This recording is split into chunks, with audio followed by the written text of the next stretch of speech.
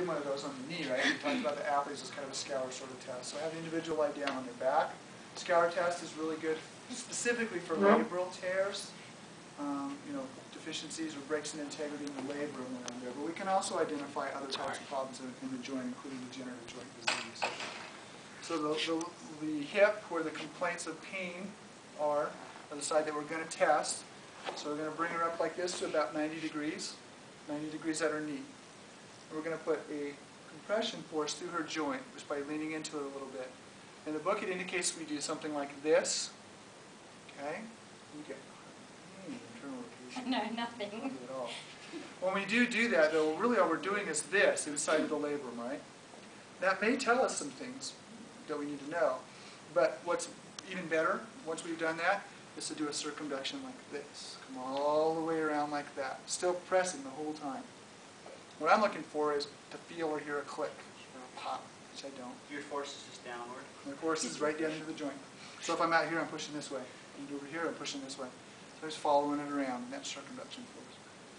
And I don't feel anything. Now, if she complains of a deep pain, that's sort of a deep achy pain, no matter where I am in that whole circumduction arc, what am I probably dealing with? Some sort of degenerative or intracapsular thing, at least, usually a degenerative joint disease. But if there's a specific place in the arc, right there, every time I come around, most likely it's labrum, and then it'll be accompanied by that click as I come around. So that's a scour test. Okay. Faber's test, guess what's next? Figure 4, Patrick's, all those are the same thing. What is that test for specifically? Test the position. What does it test for? Primarily SI joint, although we're going to get other complaints of pain because we're putting forces through the hip into the pelvis and then into the lower back, right? So we're going to have several pieces of information to get from this, but this is specifically for SI joint dysfunction. Where will they complain of pain with an SI joint? Back there, okay? So it's a pretty easy test position. Again, we take the leg like this. There's our flexion, our abduction, and our external rotation, where it gets its name from. Lie that foot across the knee like this. Stabilize the opposite ASIS and let it go. Okay? Now sometimes if there's a severe problem, especially through the SI, that by itself will create a positive sign.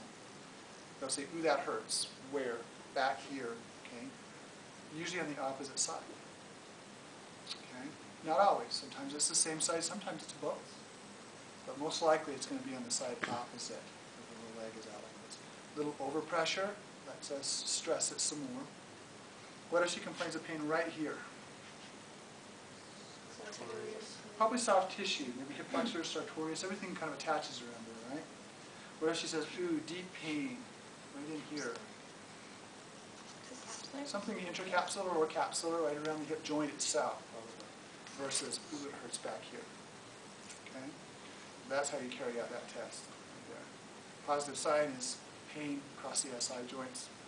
Positive sign for other problems would be pain in other places, in which case we might employ another test. Let's say she does complain on a Faber's test of pain deep in the joint right here. What will I do to confirm that? Scour test, right? You can do that. So you know what? And so if both of those are positive, I have 2 data points that say probably something's going on with the joint. And then I take that with her history and measurements of range of motion, and strength, and everything else that I've done, and I may have several points that I'll say yes to intracapsular surface problems versus something else. And that's the value and the beauty of using these tools this way. Because you don't have to guess.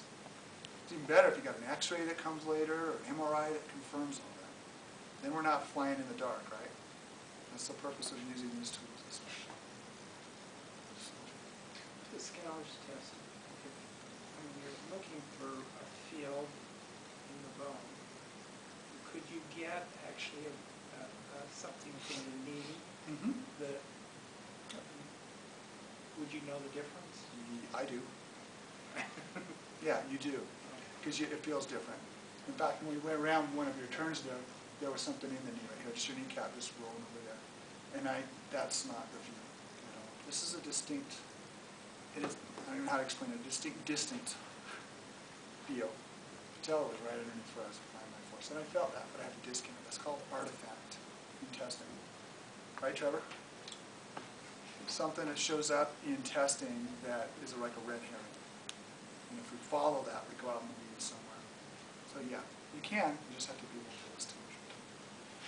So we got a figure 4 and a scour, right? What do we have left? Trendelenburg and piriformis. Let's do piriformis, and you can do Trendelenburg, and then you guys can do them when you finish. Okay? Piriformis test. Testing for tightness of the piriformis muscle. We already talked about the significance of that, right? What's a positive sign going to be for this test? Or numbness. Numbness or tingling. Yeah, that's familiar to them, right? This is what brought them to see us. Okay, so here's what we're going to do. We're going to bring it up to about 80, which is there, or 90 degrees, somewhere in that range of flexion of the hip. I'm going to support her like this, or any way that I want to. And then I'm going to put some pressure downward towards the table, which I'm going to maintain so that I keep her behind her down here. And then I'm just going to push her into as much adduction across the midline as I can, without lifting up her hip on the opposite side. And I'm going to hold that typically between 30 and 40 seconds. If she has really severe piriformis tightening, on my way there I start getting tinglies. If it's not so severe, if it's moderate, I may have to hold it for half a minute or so. I'm just going to starting to tingle. And it's starting to be a problem that brought me here. Okay? If I want to stress it even more, I'll take her into internal rotation just slightly as I do the adduction. And that will usually light them up pretty good if they've got a tight piriformis. How often do you have to hold it for a little while? That's usually an immediate thing, isn't it? Most of the time I have to hold it for some period of time. I can't just go in there and provoke it most of the time. So that's why you want to make sure that you do that. Because if you just go in and come back out, you may not get anything. That's a false negative, isn't it? We talked about those terms before. Yeah, it's not positive. Well, yeah, it really was. You just did the test wrong. So holding that for, and it's no big deal, hold it for 20 seconds or so. And if you don't get anything by 20 seconds, you're probably not going to. Okay? They'll either complain of the tinglies, the pain, the numbness, and or pain deep in the buttock. But both of those are going to be familiar pains to them.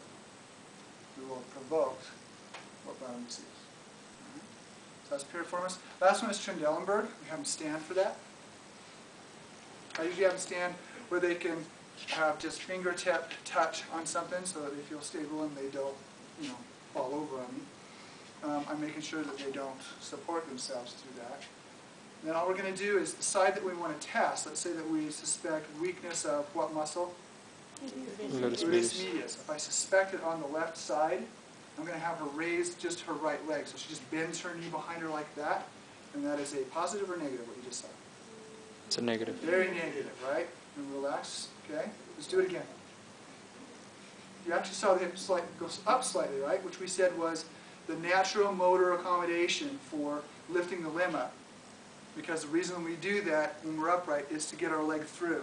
So the whole intent of every motor strategy employed in gait on that side of swing is to shorten the limb enough to get it to swing through without dragging. And that starts here. If we do look at EMG studies, they actually say that about 300 milliseconds before anything happens in the hip or the rest of the leg, our quadratus lumborum activates. So it happens first, and then everything else can come off of that stable pelvis. So that was a very negative sign. A positive sign, if she lifts that leg up, she goes down like that. That's a positive sign. Meaning that this gluteus medius is just not strong enough across that lever of her pelvis with that resistance on the other side.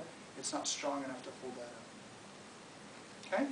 So it either slightly raises or it just doesn't go anywhere. But if it drops, that's a positive Trendelenburg, indicating gluteus medius weakness on the stance side. Okay? Alrighty, let's play with those four.